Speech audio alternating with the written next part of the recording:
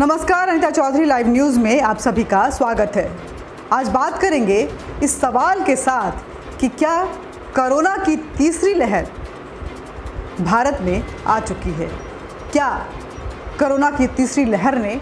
भारत में अपने पांव जमाने के लिए दरवाजे खटखटाने शुरू कर दिए हैं, दस्तक देने शुरू कर दिए हैं, क्योंकि विश्व के 9 देशों में डेल्टा प्लस वेरिएंट पाया गया है। बता दें आपको कि जब से ये कोरोना वायरस आया है तब से अल्फ़ा, बीटा, गामा, उसके बाद डेल्टा जो कि दूसरी लहर थी डेल्टा, और उसके बाद ये सारे जो थे हर एक वेरिएंट जो है वो एक पहले वाले से स्ट्रॉन्ग नज़र आया था। 2019 से अगर बात करें तो अल्फ़ा के बाद गामा जो कि यूके, ब्रिटेन और ब्राज़ील में पाया गया था, उसके बाद यूएस से ये म्यूटेट होना शुरू हुआ था, उसके बाद बीटा अफ्रीका वगैरह में पाया गया था, उसके बाद गामा आया और फिर डेल्टा आया 2020 के अंत में, और जो दूसरी लहर आई थी 2021 के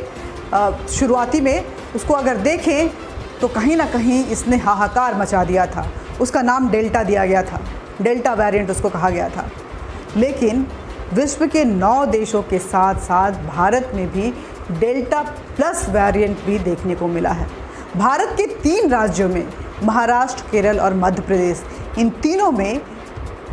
डेल्टा प्लस वेरिएंट के जो हैं वो केसेस सामने आए हैं, जिसमें से सबसे ज़्यादा महाराष्ट्र में 22 केसेस सामने आए हैं, केरला में भी ऐसे ही कुछ केसेस हैं, और मध्य प्रदेश के भोपाल में भी कुछ केसेस जो हैं वो डेल्टा प्लस वेरिएंट के मिले हैं। जिन 9 देशों में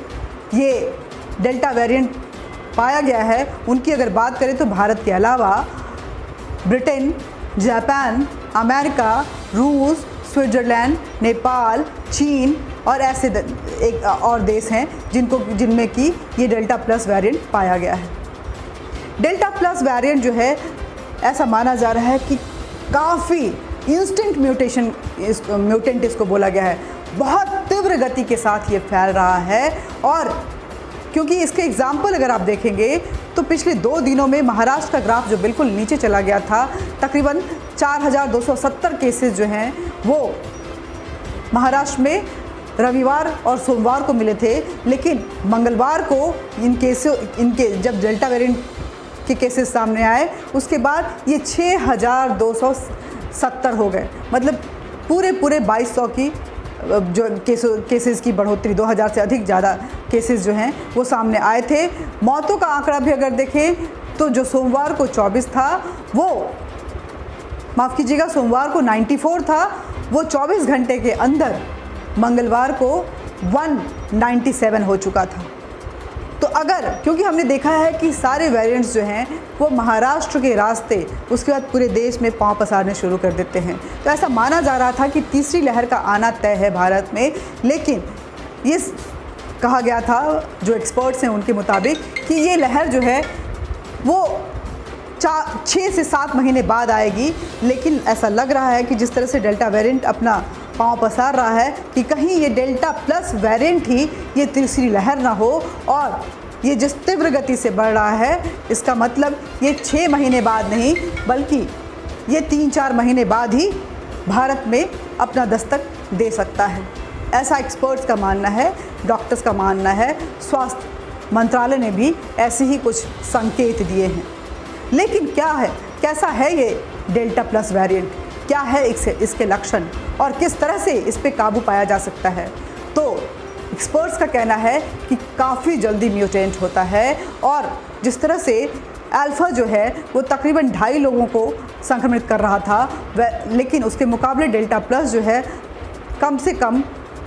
8 से 9 लोगों को संक्रमण पहुंचा रहा है। और ये इतना स्ट्रॉन्ग है कि इस पे काबू पाना इतना आसान नहीं है। ये इंस्टेंट म्यूटेंट है और बहुत जल्दी वो बॉडी में होते हुए सेल्स में चला जा रहा है। ऐसे में जो एक्सपर्ट्स हैं उनका कहना है कि कहीं ना कहीं इसको लेकर के जो जांच की प्रक्रिया है उसमें तेज़ी लानी चाहिए, और जीनोम जो इन्वेस्टिगेशन है जीनोम एक्सपर्टीज़ को देखते हुए इसके तह तक जाना चाहिए कि आखिर अगर कोई व्यक्ति कोरोना वायरस से संक्रमित है तो आखिर वो कौन सा वेरिएंट उसके अंदर है, और अगर किसी में डेल्टा प्लस वेरिएंट पाया जाता है, किसी क्षेत्र में पाया जाता है, तो एक्सपर्ट्स का कहना है कि उस क्षेत्र को इमीडिएट इफ़ेक्ट के साथ कंटेनमेंट जोन में कन्वर्ट कर देना चाहिए, क्योंकि इसका म्यूटेशन काफ़ी स्पीडी है। अनलॉक की प्रक्रिया शुरू हो गई है, लेकिन इसका जो कोरोना प्रोटोकॉल्स हैं उसका पालन बहुत सख्ती के साथ होना चाहिए, और अनलॉक की प्रक्रिया में भी इतनी ढील नहीं देनी चाहिए कि लोग बेफिक्री के साथ सड़कों पे नज़र आएं। ये एक्सपर्ट्स का कहना है। एक्सपर्ट्स का ये भी कहना है कि कोवैक्सीन और कुछ एक वैक्सीन को छोड़ दें तो कोई भी वैक्सीन इसके लिए बहुत सटीक और कारगर नहीं है। ऐसे में जो सबसे एहतियात के तौर पर सबसे अच्छा वैक्सीन जिसको बोलेंगे वो सिर्फ़ और सिर्फ आपकी कोरोना प्रोटोकॉल को फॉलो करना, कोरोना डिसिप्लिन जो है उसके अंडर में रहना और मास्क और सैनिटाइज़र का इस्तेमाल करना, सोशल डिस्टेंसिंग मेंटेन करना, यही एक तरीका है इससे बचने का। हालांकि अभी ये तय नहीं हुआ है कि डेल्टा प्लस वेरिएंट जो है वही थर्ड लेयर को अपने साथ, थर्ड वेव को अपने साथ लेकर आएगा,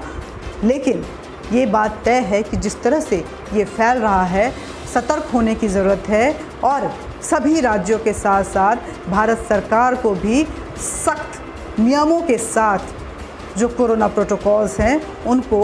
लोगों को भी फॉलो करवाना है और ख़ुद भी फॉलो करना है। आपसे अपील है